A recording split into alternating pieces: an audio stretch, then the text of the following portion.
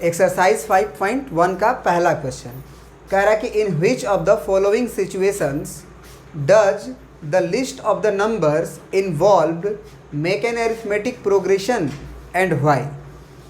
कह रहा है कि जो सिचुएशन आपको दिया गया है ये क्वेश्चन के रूप में, ये सिचुएशन क्या एक एपी फॉर्म करेगा, और अगर करेगा तो बताइए क्यों होगा ये एपी। अगर ये एपी फॉर्म करेगा तो क्यों एपी होगा, इसका मतलब बताइए, डेफिनेशन दीजिए, या आप कह सकते हो कि आप आंसर बताइए, उसको कहिए कि कैसे हुआ। तो एपी होने के लिए क्या शर्त होता है?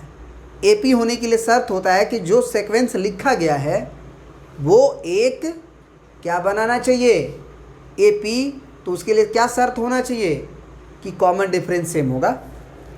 कॉमन डिफरेंस सेम होगा मतलब बाद वाला में से पहले वाला टर्म घटाए तो सेम आ जाए, या फिर कोई खास नंबर जो दिया हो उसमें फिक्स नंबर जोड़ने से आगे बढ़े, वही फिक्स नंबर फिर जोड़े तो आगे बढ़े, फिर वही नंबर फिर जोड़े तो आगे बढ़े।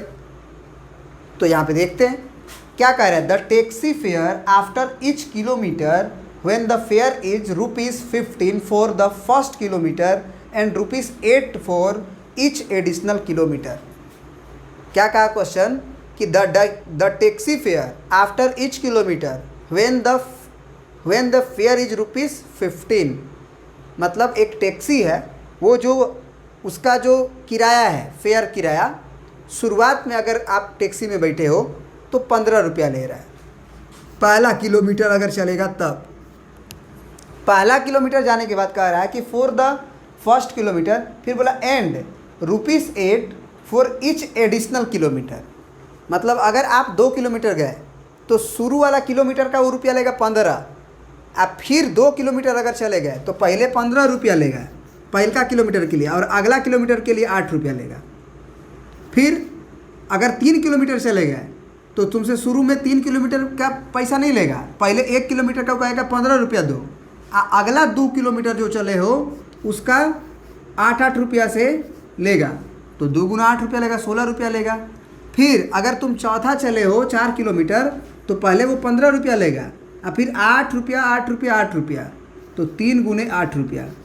तो यानी कि ये हो गया 15, ये हो गया 23, ये हो गया तुम्हारा 16, और ये 31, ये हो गया 24 और 10, 34 और 5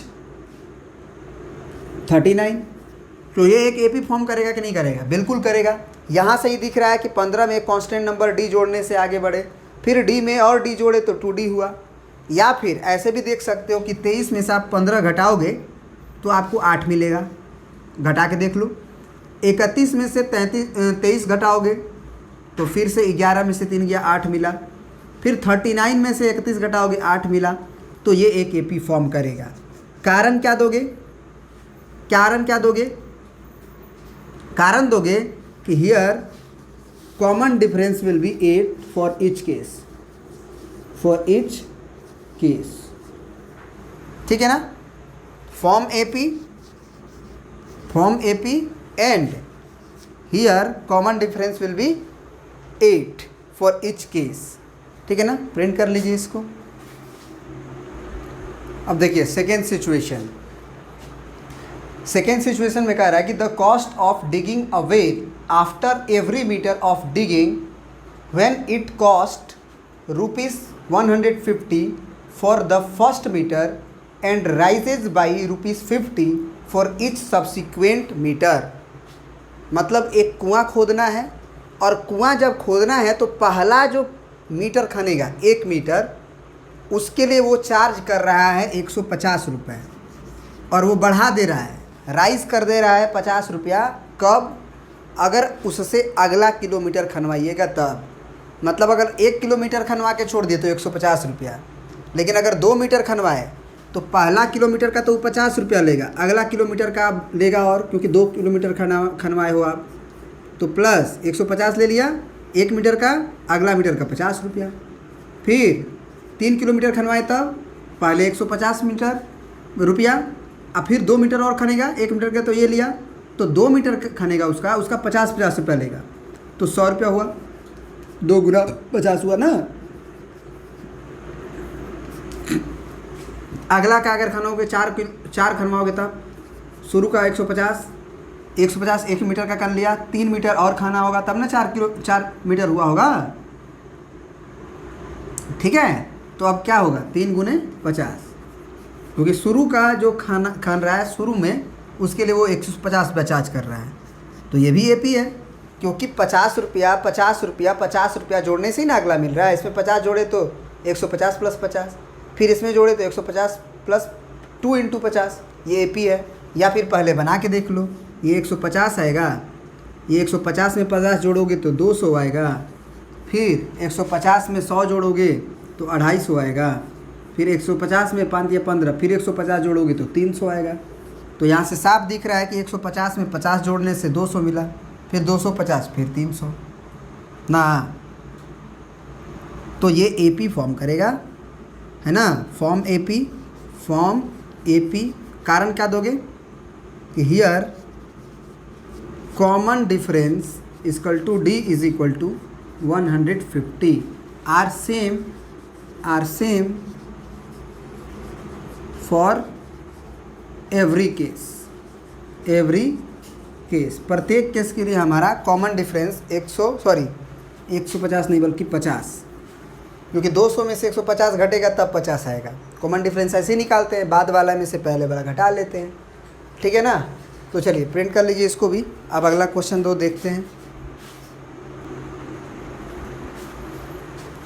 अब देखिए ये क्वेश्चन क्या कह रहा है कि in each of the following situation does the list of numbers involve make an arithmetic progression and why. यानी ये जो क्वेश्चन है, क्या ये एक अरिथमेटिक प्रोग्रेशन को फॉर्म करेगा। ये जो सिचुएशन है, ये सिचुएशन से हम कह सकते हैं कि क्या ये एक अरिथमेटिक प्रोग्रेशन है।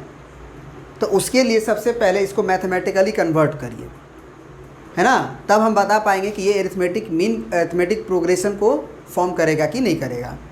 क्या कह रहा है क्वेश्चन कि the amount of air present in the cylinder, the amount of air present in the cylinder when a vacuum pump removes 1/4 of the air in a cylinder at a time। मान लीजिए ये cylinder है आपके पास,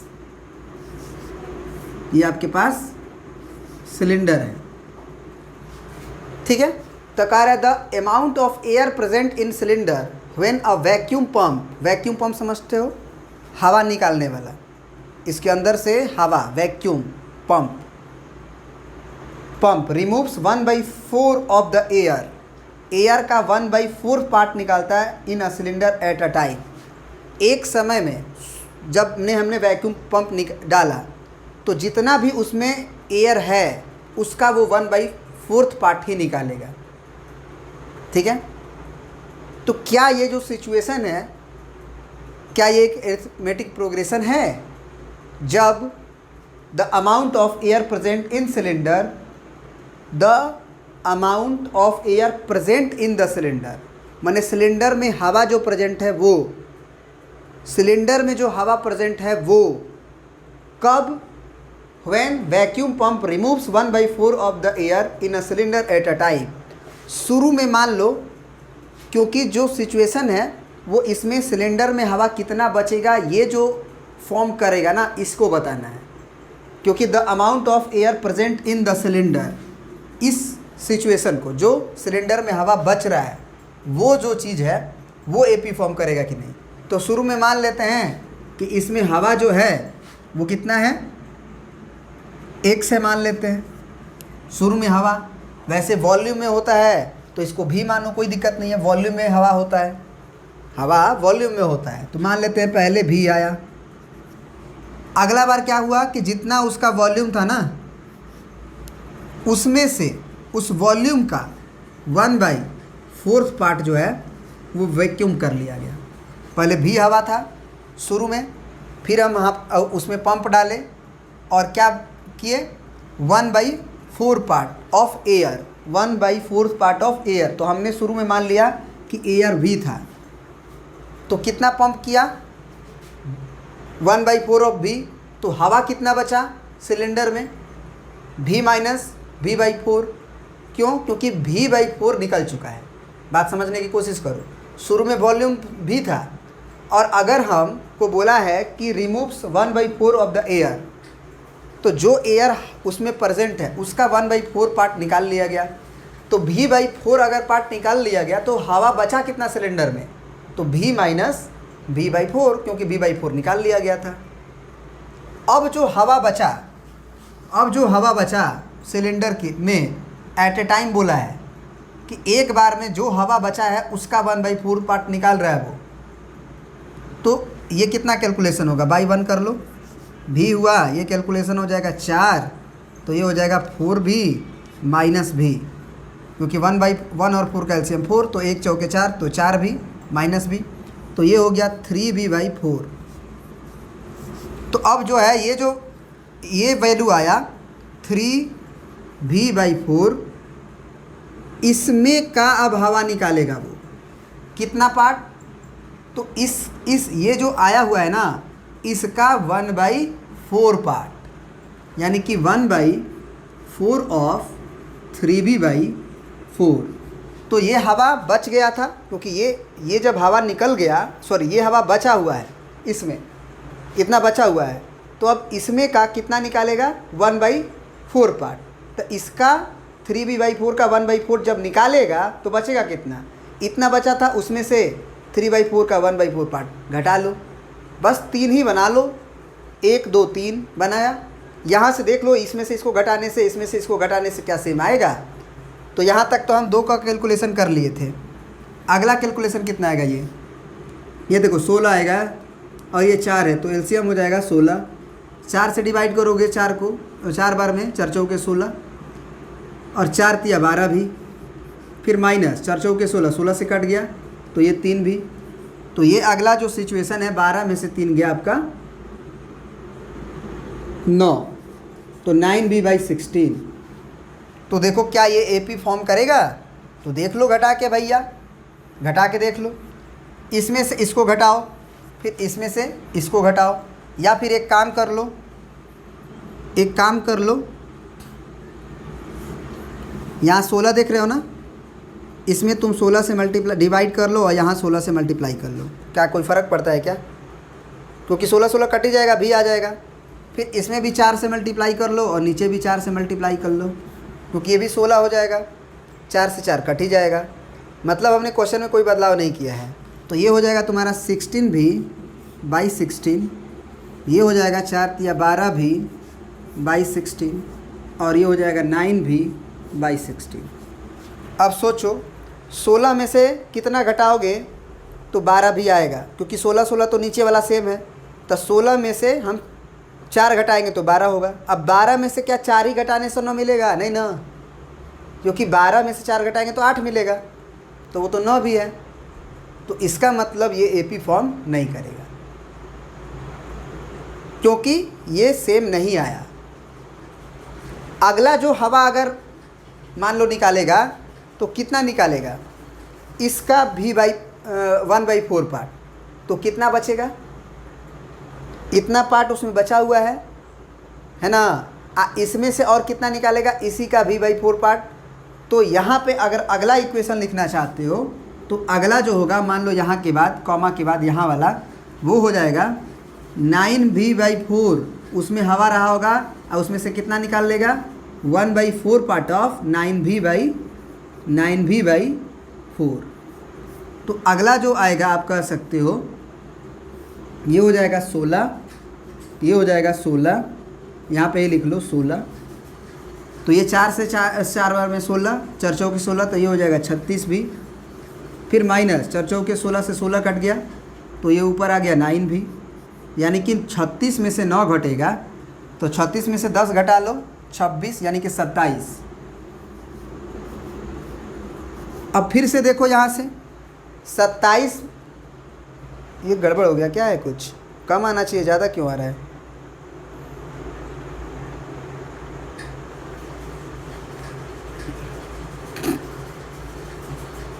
देख लो ज़रा, देखिए यहाँ पे गलती की है। ये 9v/16 है, तो यहाँ पे सबसे पहले 16 होगा, ठीक ना। 9v/16 है और 9b/16 में से 1/4 ऑफ 16 घटेगा, ठीक ना। तो यहाँ पे एलसीएम जो है 16 चौके 64 होगा, 64, और 16 चौके 64 तो चौक 36 ठीक है, और 16 के 4 से कट गया 64 से, ठीक ना। तो 9b भी सही है, यानी कि यहाँ पे जो है नीचे जो है वो 64 आएगा। तो फिर से इसमें से इसको घटाओगे तो अलग आएगा, तो इसका मतलब ये एपी फॉर्म नहीं करेगा क्योंकि कॉमन डिफरेंस सेम नहीं है। तो यहाँ पे रीज़न लिख देंगे कि here common difference will not be same. फिर से एक बार क्वेश्चन को समझा देते हैं कि सिचुएशन क्या है। उसने बोला है ना कि ये जो सिचुएशन दिया गया ये एपी फॉर्म करेगा कि नहीं करेगा। तो सिचुएशन क्या है कि the amount of air present in cylinder, cylinder के अंदर जो एयर है वो कितना प्रेजेंट रहेगा हर केस में, यदि अ vacuum pump removes 1/4 of the air in cylinder eight A time. एक समय में, मतलब जब निकाल रहा है वो हवा, वो सिलेंडर में प्रेजेंट हवा का 1/4 पार्ट निकाल रहा है। जितना भी सिलेंडर में हवा होगा उसका 1/4 पार्ट वो हवा निकाल रहा है, जितना भी प्रेजेंट होगा। तो शुरू में हम मान लिए कि हवा उसमें भी प्रेजेंट था, तो कितना पार्ट निकालेगा, भी का 1/4, तो 1/4 निकाला, तो बचा कितना, ये है क्वेश्चन। निकाला कितना है वो नहीं, बचा कितना उसके अंदर। तो भी में से v/4 निकाला है तो v - v/4 इतना बचा। अब ये जो बच गया इसका कैलकुलेशन आया हमारा 3/4, 3v/4, ये जो हम निकाले हैं। अब ये जो बच गया उसका 1/4 पार्ट निकालेगा। तो 3v/4 का 1/4 पार्ट निकाला, तो हमको बचा हुआ हवा सिलेंडर में निकालना था। तो उसमें तो हवा इस समय में ये बचा हुआ होगा 3v/4, क्योंकि ये बचा हुआ हवा लिखा लेते, ये बचा हुआ हवा था, उसमें से हमको इसी का 1/4 पार्ट घटाना होगा। आई होप कि ये समझ गए। कैलकुलेशन आप बढ़िया से देखोगे, पहली बार में नहीं आया दोबारा देख लो, है ना, कि हम क्या कह रहे हैं, समझ में आ जाएगा, ठीक है ना। तो ये एपी फॉर्म नहीं करेगा। अब आते हैं नेक्स्ट क्वेश्चन। देखिए चौथा क्वेश्चन क्या कह रहा है कि the amount of money in account every year when ₹10,000 is deposited at compound interest at 8% per annum. किस सिचुएशन को बोल रहा है कि एपी में है कि नहीं है बताओ। तो वो पढ़िए जरा। The amount of money in account, the amount of money in account यानी कि अकाउंट में जो पैसा बचेगा या रहेगा या बढ़ेगा, जो भी होगा अकाउंट में, वो रुपया एपी में है कि नहीं है। यदि when ₹10,000 is deposited at the compound interest at 8% per annum। तो कंपाउंड इंटरेस्ट और सिंपल इंटरेस्ट की थोड़ी सी कहानी समझ लो। सिंपल इंटरेस्ट होता है, वो होता है जो एक बार पैसा डाल दिए जैसे 10,000 और उस पर बोल दिया कि 8% आपको ब्याज मिलेगा, तो 10,000 का 8% जो होगा वही आपको मिलेगा। 10,000 का जो 8% है वो आपको मिलेगा। फिर एक बरस के बाद भी 10,000 का 8% मिलेगा, फिर अगले साल भी 10,000 का 8% मिलेगा। इसे बोलते हैं सिंपल इंटरेस्ट। मैंने जितना रुपया दिए हो बस उसी का 8% मिलता रहेगा आपको, मूलधन वही का वही रहेगा। लेकिन कंपाउंड इंटरेस्ट का मतलब क्या हुआ कि कंपाउंड इंटरेस्ट में क्या होगा कि जैसे 10,000 रुपया का इंटरेस्ट तुमको जितना भी मिला, मान लो 500 रुपया मिला, मान लो इंटरेस्ट 500 मिला, एक साल के बाद तुम्हारा 10,500 रुपया हो गया। तो अब जो है जो 8% इंटरेस्ट मिलेगा वो 10,500 का फिर 8% मिलेगा, 10,000 का नहीं मिलेगा। मतलब दाम बढ़ चुका होगा अकाउंट में, तब उसका 8% मिलेगा। फिर अगले साल और दाम बढ़ गया, तुम्हारा अकाउंट में पैसा बढ़ गया, तो फिर उस जो आया हुआ अमाउंट है, बढ़ा हुआ अमाउंट, उस पर 8% मिलेगा। इसे बोलते हैं कंपाउंड इंटरेस्ट, ठीक ना। और सिंपल इंटरेस्ट का मतलब कि 1000 साल भी हो जाए आपको 10,000 का 8% मिलेगा पर साल, अगर पर एनम आपका इंटरेस्ट दिया जा रहा है तब। आई होप कि ये क्लियर हो गया होगा। तो यहाँ हमारा बैंक में जो पैसा हो रहा है वो कंपाउंडली इंटरेस्ट हो रहा है। तो कह रहा है कि the amount of money in account, तो लिखेंगे amount of money in account. पहली बार अगर वो रखा है मान के चलो तो 10,000 रखेगा। आफ्टर 1 ईयर, आफ्टर 1 ईयर उसका कितना पैसा हो जाएगा?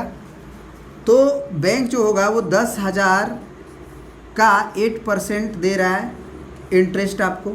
तो ये 10,000 इंटू 8% इंटरेस्ट हुआ आपका। तो ये 10,000 और गुने 8/100, क्योंकि परसेंट का मतलब 2200 होता है, 0 से 0 कट गया तो 800 रुपया। मतलब 1 साल के बाद आपको कितना रुपया मिलेगा? 10,800। यानी कि जो अकाउंट हुआ आपका 1 साल के बाद वो कितना हुआ है आपका अकाउंट में पैसा 1 साल के बाद? तो 10,800। फिर आफ्टर 1 ईयर यानी कि आफ्टर आप कह सकते हो 2 ईयर, अब 1 साल और आगे बढ़ जाओ अगर, तो क्या होगा? क्योंकि अकाउंट एवरी ईयर हम से पूछ रहे हैं कि अकाउंट में जो पैसा है वो एवरी ईयर बताइए, है ना। The amount of money in the account every year. तो अब दूसरे साल देखते हैं।